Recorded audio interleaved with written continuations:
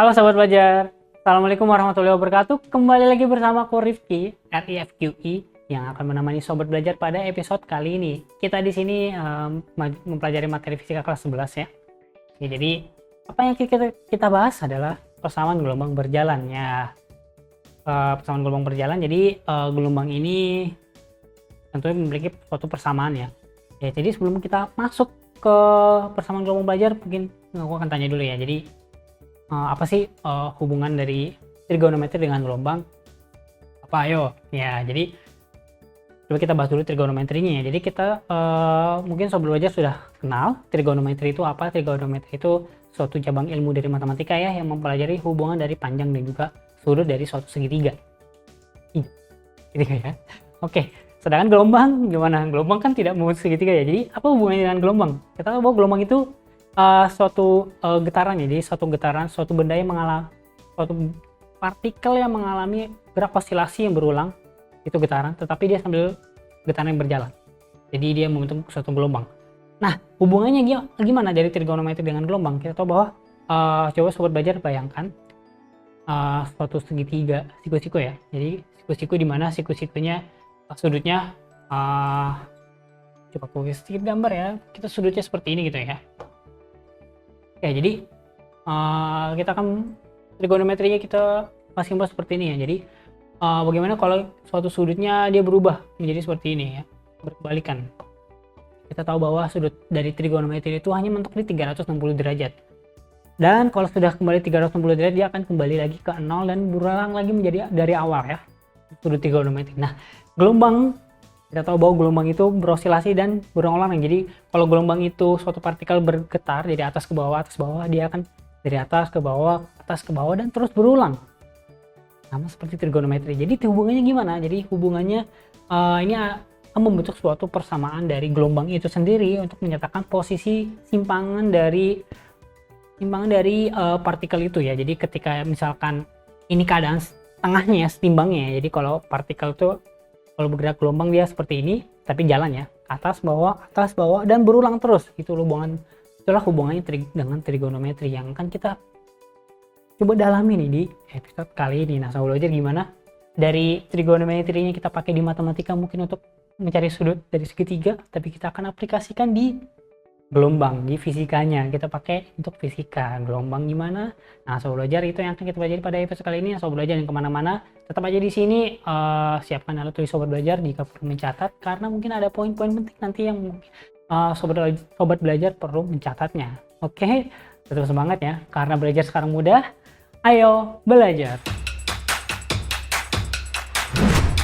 Jangan lupa belajar, karena sekarang belajar itu mudah. Ayo belajar. Halo Sobat Belajar, sekarang kita masuk ke materinya. Di sini mengenai persamaan gelombang ya. Oke, jadi persamaan gelombang ini aku ada dua poin yang akan kita pelajari di hari ini. Jadi di persamaan gelombang berjalan ini kita akan kenal persamaan dari simpangan, yaitu persamaan simpangan gelombang, kemudian persamaan kecepatannya juga, dan juga persamaan dari percepatan ya. Partikel kan berosilasi pasti punya kecepatan ke atas, terus balik lagi ke bawah, percepatannya seperti apa, persamaannya akan kita pelajari di persamaan gelombang berjalan. Kemudian fase gelombang berjalan. Jadi karena dia gelombang itu bergerak sinusoidal ya, jadi dia berulang ya, kita seperti gelombang sinus ya, maka dia akan ada suatu di mana fase itu berulang. Jadi kita akan kenal dengan fase gelombang dari gelombang berjalan. Ada sudut fase, kemudian fase itu sendiri, dan juga beda fase itu apa. Oke, jadi kita masuk dulu ke yang pertama ya, persamaan gelombang berjalan. Oke, jadi persamaan gelombang berjalan ini kita pertama akan membahas mengenai persamaan persimpangan gelombang ya. Secara umum, secara garis besar, kita tahu bahwa gelombang ini bergerak seperti ini ya, dia sinusoidal. Mirip dengan gelombang sinus ketika kita proyeksikan tiap nilai sinus 1 sampai 90 dan sampai 360 dalam suatu bidang seperti ini, maka dia gelombangnya akan membentuk seperti ini ya, sinusoidal ya. Oke, dan kita tahu bahwa besaran-besaran yang perlu kita menjadi bekal kita adalah, kita tahu amplitudo itu apa? Amplitudo itu adalah jarak satu gelombang ya. Bukan ya, amplitudo itu adalah simpangan terjauh. Amplitudo itu adalah simpangan terjauh dari gelombang. Jadi ketika dia dari tengahnya partikel ini timbangnya di sini ya. Jadi kalau dia beroscilasi, terjauhnya ini berapa? Terjauhnya ini berapa? Ya seperti ini ya. Kemudian lambda ini baru panjang. Jadi panjang gelombang ya, ini panjang gelombang dari puncak ke puncak itu panjang satu gelombang ya. Kemudian kita akan kenal apa lagi? Ya nanti kita akan kenal dengan periode dan juga frekuensi. Sekarang kita lanjut aja dulu. Di sini gelombang ini akan berjalan. Jadi ketika dia ada dari titik A ke titik P, dia berjalan dengan jarak X, maka secara umum persamaan dari persimpangan gelombang ini, maksudnya persimpangan gelombang ini Y ya. Jadi ingat, yang datar ini adalah sumbu X, yang atas ini adalah sumbu Y. Jadi simpangan itu maksudnya dia nyimpang ke kanan, ke atas, atau nyimpang ke bawah. Di saat misalkan ini aku ada jarak nih, di saat jarak 3 meter dia partikelnya ada di atas ini atau di bawah sini ya, karena dia beroscilasi atas bawah ya. Itu simpangan, pertama persimpangan. Makanya kita tulis persamaannya dengan Y dari titik P gitu, misalnya dia berjalan ke titik P. YP ini adalah A sin theta, karena A sin tetanya ini adalah ini yang dikurung ini ya, ada omega T dikurang Kx ya.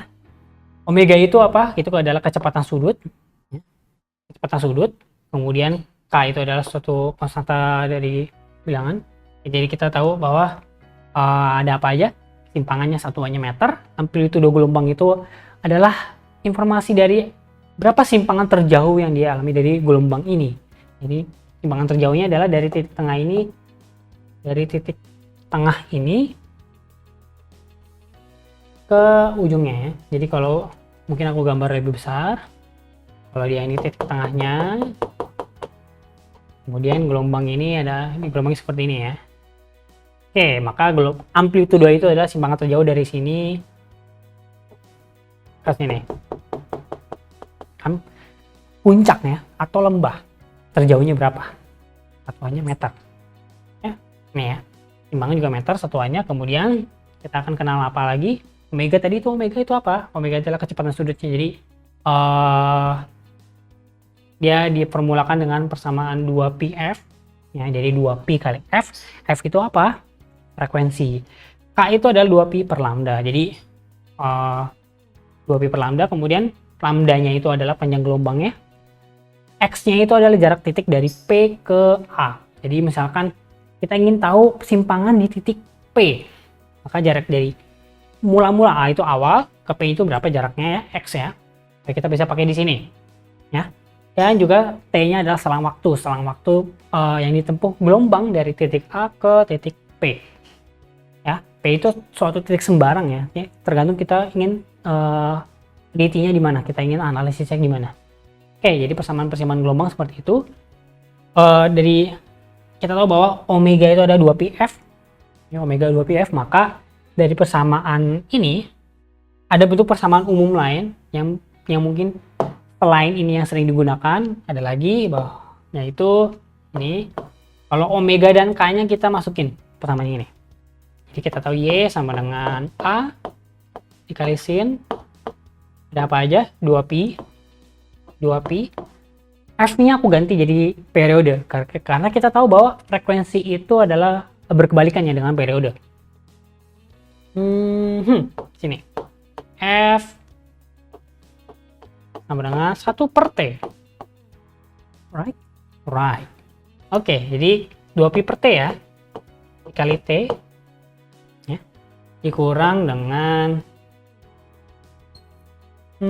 nih. Kayaknya aku masukin 2pi per lambda, karena di sini kenapa aku coba masukin, nanti sobat belajar akan lihat bentuk umum apa lagi yang tercipta gitu ya. Asik, tercipta. Oke, aku 2pi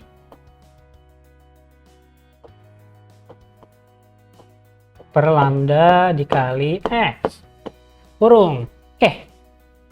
Terus aku tulis di atas ya. Nah, cakep penuh ya. A sin di kiri dan di kanan tanda kurang ini sama-sama punya 2pi, maka 2pi-nya aku keluarin ya. 2pi jadi T per T, T kecil kurang T, kemudian X per lambda. Ya, ini bentuk umum yang lain ketika omega dan K-nya kita ekspansi, kita masukin nilai yang ini ya. Jadi ini mungkin sobat belajar perlu catat ya, selain bentuk umum yang seperti ini ada bentuk umum yang kedua. Sama ya, asal muasalnya, jadi jangan bilang ini persamaannya berbeda. Tidak. Persamaannya sama, hanya bentuknya berbeda ya. Y sama dengan A dikali sinus 2pi T kecil dibagi T, jadi waktu dibagi dengan periode dikurang dengan X dibagi dengan lambda. X itu adalah jaraknya dari A ke P, lambda itu adalah panjang gelombang. Jadi ini satuan yang kiri, yang ini satuan waktu semua, yang ini juga satuan panjang semua. Oke, catat ya. Sekarang kita lanjut ke materi kita selanjutnya. Jadi selain persamaan persimpangan, kita akan kenal dengan persamaan dari kecepatan gelombang. Ya, sobat belajar mungkin kalau udah belajar di materi fisika kelas 11 ya, materi apa ya? Oke, di GLB sama GLBB mungkin ya. Kita kan akan di gerak lurus yang beraturan dulu. Kita akan kenal dengan posisi, ada dua ya. Posisi,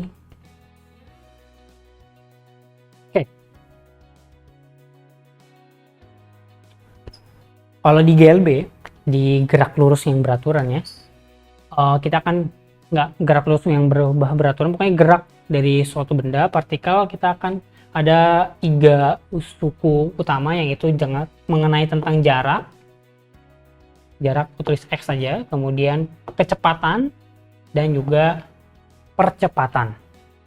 Oke.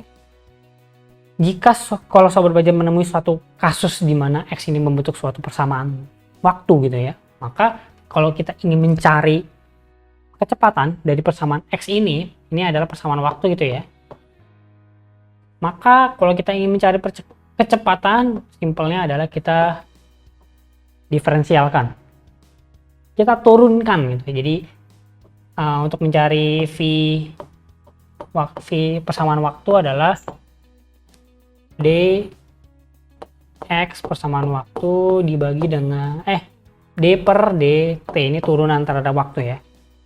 Oke, mungkin sobat belajar udah kenal ini. Kalau untuk mencari A ya kita turunkan lagi aja dari V ke A, dari kecepatan ke percepatan ya.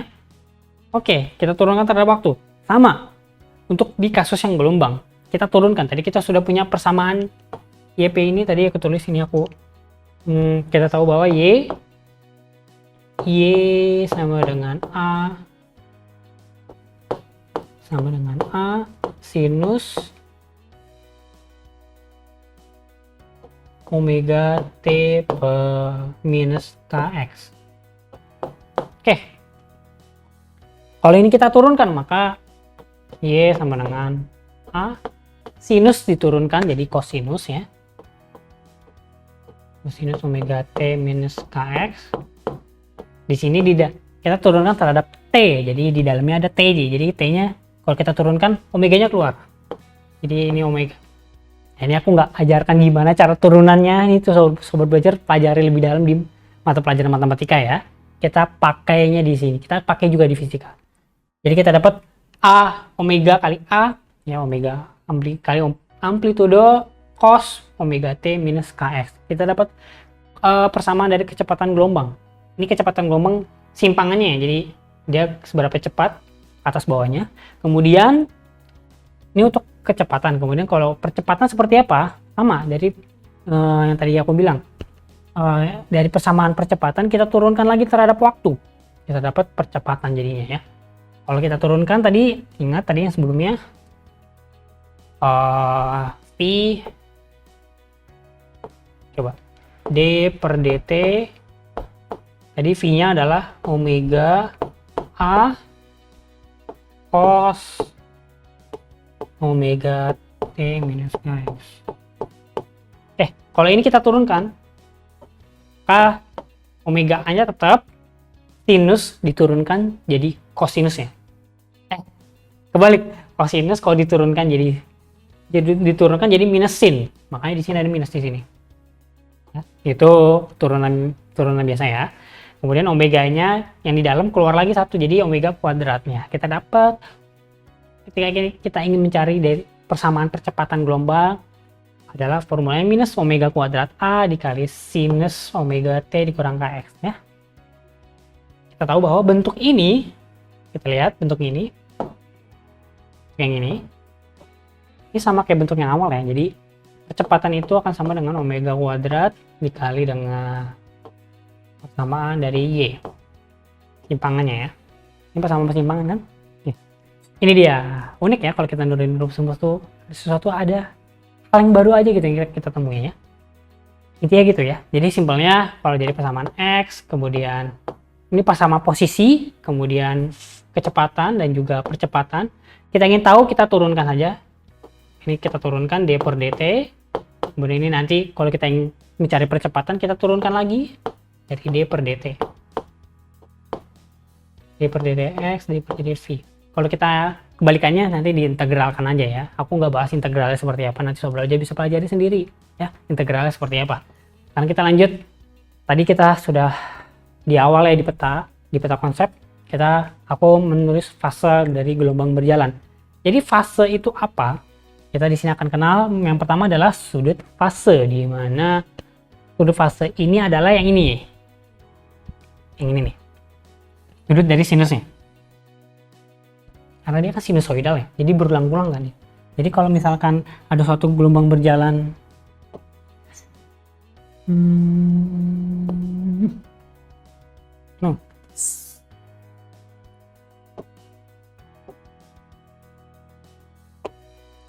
dia berjalan seperti ini, oke, dan seterusnya. Jadi kita tahu bahwa di puncak ini, kita tahu bahwa itu adalah nilai sinus 90 derajat. Ya. Ketika ini 0 derajat, kemudian ini 180 derajat, ya, dan seterusnya ini 360 dan seterusnya.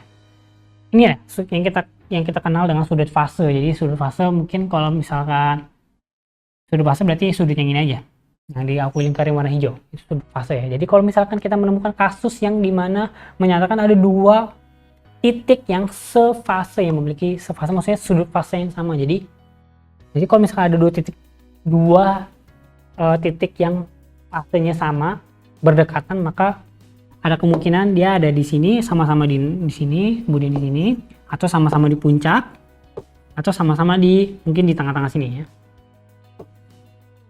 Intinya dia sama sudut fasenya, sudut dari ininya, karena dia kan berulang-ulang ya. 0, 180, 360, balik lagi ke 0, 180, 360, dan seterusnya. Oke, itu sudut fase. Kemudian kalau fase itu apa? Jadi fase itu yang ini aja. Jadi kalau jadi sudut fase ini kita ekspansi omega sama K-nya, tadi omega kan, omega itu 2pi per T, dan juga K itu adalah 2pi per lambda. Ya, kalau kita ekspansi 2pi-nya ini, maka fasenya ini. Jadi mirip-mirip ya, cuman intinya sama yang tadi aku bilang, bahwa yang penting dia kalau misalkan ada sefase, maka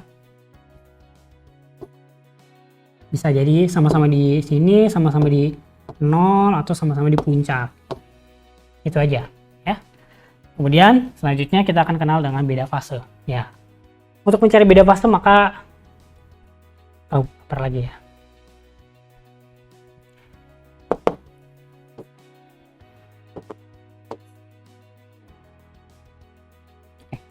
Beda fase misalkan titik pertama ada di sini. Kemudian titik yang kedua ini ada di sini. Dan di sini. Ini kan sudut fasenya sudah berbeda ya. Satu di puncak, satu di titik tengah stasioner ya. Maksudnya di titik tengah seimbang ya. Beda fasenya gimana? Kita cari aja fase yang kedua dikurang fase yang pertama. Kita dapat beda fasenya berapa. Dan seterusnya ya. Jadi yang ini kita kurangkan aja. Jadi yang ini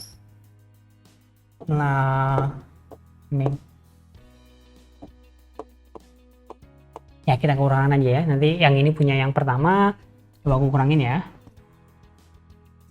Beda fase 2 dikurang beda fase yang pertama. Jadi T dibagi T dikurang X per lambda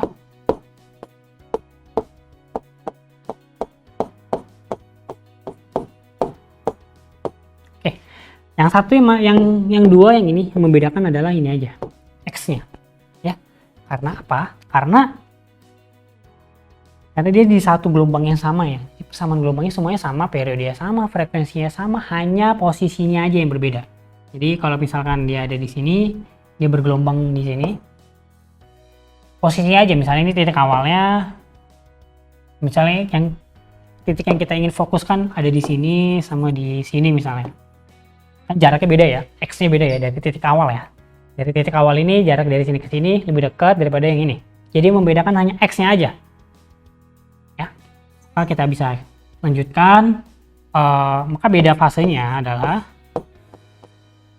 semuanya sama karena T per T nya ini sama, maka dia saling menghilangkan. Ini menyisakan apa?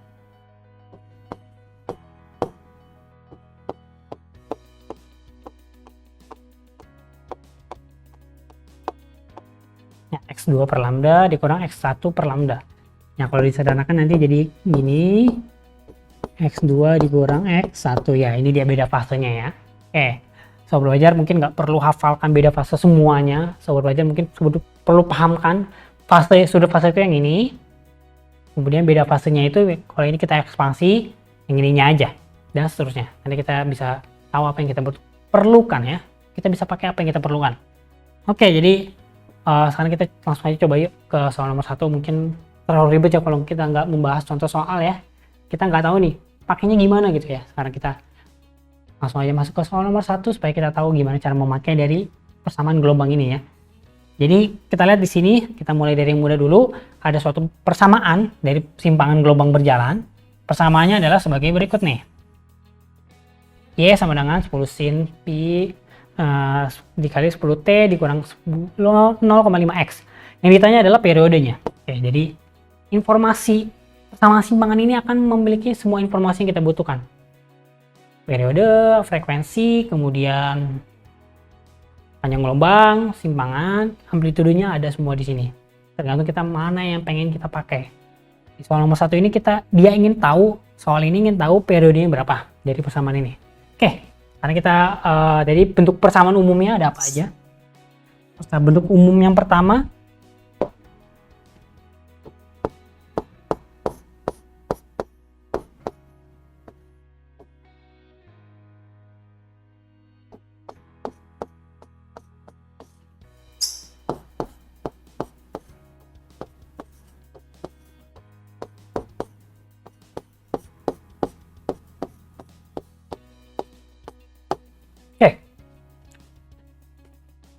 dari sini ya, ada dua persamaan, yang mana kita pakai?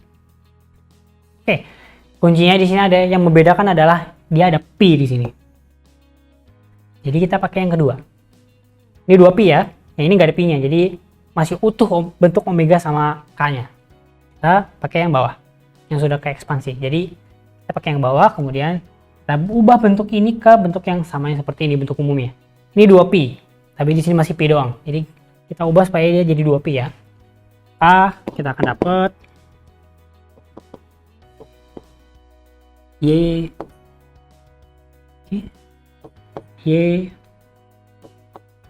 sama dengan 10 tetap sinus 2 pi.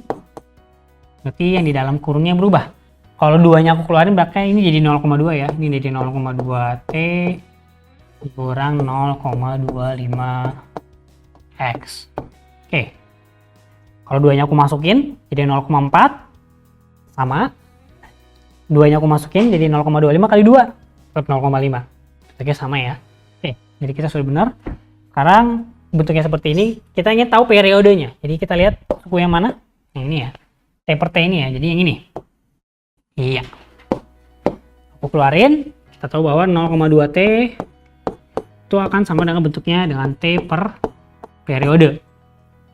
Periode ya, jadi kita ubah bentuknya jadi 0,2 itu berarti 1/5 ya, jadi T per 5 di bentuknya kita ubah, kita selaraskan dengan bentuk ini, T per 5 sama dengan T per periode, maka periodenya adalah 5 ya, jadi periodenya adalah 5 second. Oke, itu yang pertama di soal nomor 1 ya. Mudah sekali kan ya menggunakan dari persamaan gelombang ini.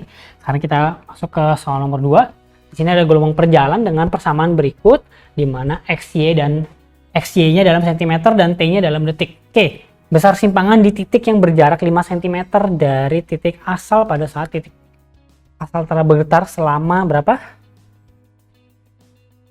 Oke, ini 1 detik ya. Jadi informasi apa aja yang kita punya di sini kita tuliskan. Ada persamaan gelombang, aku lingkarin aja ya. Ini ditanya adalah simpangannya, besar simpangannya. Jadi ketika aku coba aku gambar.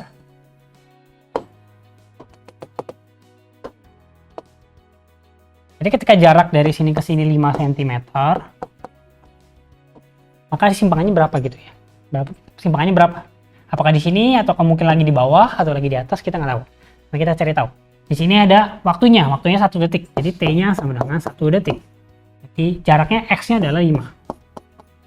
Udah, sekarang kita masukin aja ke persamaan gelombangnya. Jadi Y sama dengan 0,02 dikali sinus Pi kurung 8T. Berarti 8 kali 1. 8 kali 1 dikurang X. X-nya adalah 5. Oke, jadi kita dapat Y persamaan simpangannya 0 sama dengan 0,02 dikali sinus 8 kali 1, 8 kurang 5, 3. Berarti 3pi ya. Oke, jadi 3pi itu berarti Y sama dengan 0,02, sinus 3pi itu berapa? 0 ya. Taruh sinus pi itu 0, sinus 2pi itu 0, sinus 0 itu 0, sinus 3pi ya. Jadi ya itu sama aja dengan sinus 180 ya. Sama ya, jadi dia 0, jadi 0 ini. Jadi simpangannya adalah 0. Jadi pada jarak 5 cm dia posisinya lagi di mana? Dia posisinya lagi di titik yang hitam ini. Ya, itu dia soalnya ya. Jadi itu dia jawabannya ya. Mudah sekali kan memahami dari soalnya gimana? Oke, jadi itu dia soal belajar, udah 2 soal. Mungkin belum bisa banyak, tapi nggak apa-apa. Semoga bermanfaat untuk soal belajar di rumah. Jadi intinya kita memahami dari ada suku apa aja di persamaan gelombang ini ya. Oke, itu dia soal belajar. Semoga bermanfaat untuk kamu. Senang sekali bisa menemani sobat belajar di waktu yang singkat ini. Bersama aku Rifki, sampai jumpa di episode selanjutnya. Karena belajar sekarang mudah, ayo belajar. Bye-bye. Jangan lupa belajar, karena sekarang belajar itu mudah. Ayo belajar!